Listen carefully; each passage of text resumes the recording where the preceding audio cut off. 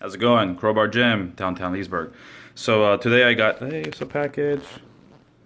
So we got some packages, and pretty much I've been giving these books out on a regular just because they help a lot of people and stuff like that. They're one's a diet book, and the other one should be a what's it called? A book on lifting. So first we have Dr. McDougall's Quick and Easy Guide to Cooking. So I used to do big time on what's it called? High protein and lower carb kind of diets, and I got pretty much great results from doing that kind of a diet. But the reality is that it's non-sustainable. Specifically, put on more muscle, or if you're an athlete. So the reality is this book right here. Even if you don't become a vegan, and then vegan is a word that is more like an ethical thing. So the real term is mostly whole foods plant-based diet is really what you want to call it, and that says a lot right there in the title. They also add a SOS, meaning no salt, no sugar, and no oil specifically, right? So it's in that one. In retrospect, when you have a diet like that, it's mostly for people who are sick, have diabetes. But it's a good also too. If you are a vegan and you're eating vegan junk food, you should devote your time and effort into reading this book, just because you're eating real food. And that's one of the problems that I've seen with a lot of vegans throughout my life, that they eat a lot of junk food. They eat a lot of white breads. They eat a lot of white, like cereals with sugars and junk, and they're not healthy. So they're not really promoting a whole foods plant-based diet or a vegan diet.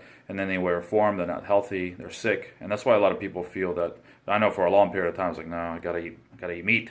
Then there's another concept that existed in around like probably the 70s or the 60s, and I would say it's more for sports. And I've used it in martial arts consistently, and it works really well. It's still heavy into plants, meaning you have a lot of like rices, and you have a lot of legumes, and we have a lot of you can have bread in it, but it has to be whole wheat, so real food. And then of course you do eat animal products, but the animal products have to be cooked appropriately with no oil, and that's a big one. There's nothing healthy about any kind of oil, including olive oil, people. Nothing healthy about that. So this book will tell you all about some of the health concerns about some of those substances, excessive processed things. And then the next thing too is not all meats are created equal. So if you are going the meat route, you should take into consideration where your meat has been raised. Most people, to be honest, we're not really meant to be eating meat products. I'll get into that another day. But if you do consume meat, it needs to be the closest thing to being the most natural, right? So just to put in perspective, I've had meat tartare. That's practically raw meat. And I'm not saying that's the best course of action, because there's the reality with it. If you prepare it wrong, you can get sick. Same thing. There's a whole movement in raw foods, for example. And I'm not talking about plants either. I'm talking about a movement in raw meats, including chicken and stuff like that. I would advocate those things are extreme. I would cook the meat effectively, with in the rarest form. Try to get it from a butcher. And I'm saying this because I know a lot of people can't give up their meat intake. Mind you that a lot of people think that they're really carnivores, but in reality they're not. They usually just cake the meat product with some kind of a fat or some kind of a vegetable that's with sugar and stuff like that. Then when you tell them to eat it, eat medium, have a medium steak, or have meat tartare, or even a live kill like deer, for example. Or you feed the cow like real grass with different herbs and stuff like that they have out in the field. The taste is totally different from them. They don't like it. Most of our meat is raised with grain, and it's usually some kind of sweet corn to sweeten up the meat. In reality, you're really addicted to the plants, and that's the reality of it. We know for a fact too, and I'll post this up later, that excessive meat consumption is really not healthy. Health Food Organization has said this before. So reducing the meat intake, if you look at societies, there's never been a whole society vegan, but most of the societies that were very successful always ate animal protein in low quantities and took most of their protein nutrition from plants and legumes and and other forms of plant foods. So that's a great book, and I recommend it. We have the Starch Solution, and then we have Body by Science. So I'm going to get right into Body by Science really quickly. Body by Science. Okay. So Body by Science is a book that I was doing high intensity training, and when I mean high intensity training is we're not talking about moving quick or moving fast. It's slow tension training, and that's really what it is. Time under load, and the motto is either you're lifting twice or once a week. It's a great book. So if you're at home and you want to get a good handle on your weight training, this kind of weight training is the best way to go. Also too, it talks about a lot of industry norms and a lot of things that we view as a normality that actually are fake. I have to be very blunt here, and I'm not trying to judge anybody, but there's a lot of excessive use of supplements, like protein powders, for example. That's not necessary. So that's number one. The multi-million-dollar industry right there and then.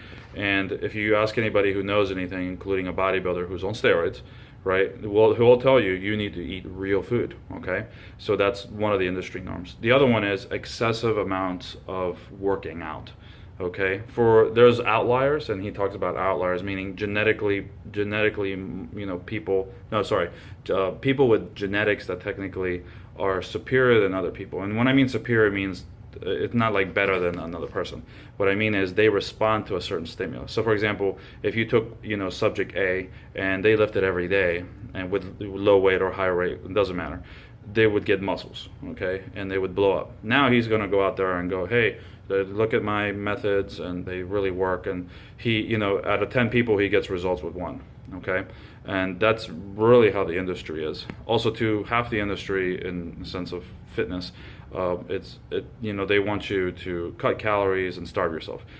If you have a history of obesity, for example, and you can't control your cravings, you can't, you don't have a proper perspective with food or a relationship with food or dieting or even exercise, that kind of training is not going to help you out, even if you get a trainer, because you have to balance all this stuff out, and there's actually more optimal ways of doing it, meaning going on a diet, optimal ways of actual like lifting. Another one too is I've lifted for many years and I didn't really see results until I did one of the lifting styles that I did was bigger, faster, stronger, and that was a great program. So if you ever get your hands on that, they have pretty much, they work with the numbers and percentages, so it's a good program. The other one is Body by Science or high intensity training, or Mike Metzer heavy duties training. Any of that stuff where you do time under load is actually the most optimal way of training. And you'd be surprised, you can do some volume on this kind of form of training, but the idea is that you need to find out what your frequency is. So if frequency for you is 3 times a week, some people frequency is 2 times a week, and some other people is for other people is like once a week. And if you do any more than that, you're just losing out or you're wasting time.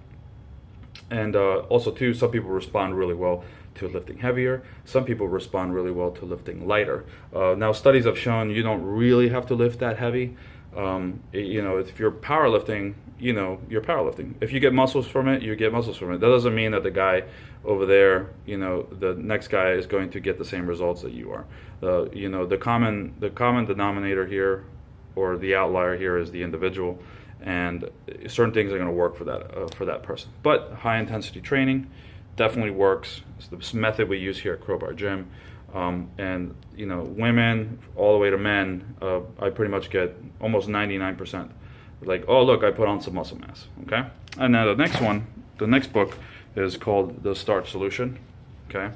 This is a good book to start off with if you are literally trying to lose like 60 to 80 pounds. And the reason why is because this is a great way of hacking your metabolism. Okay.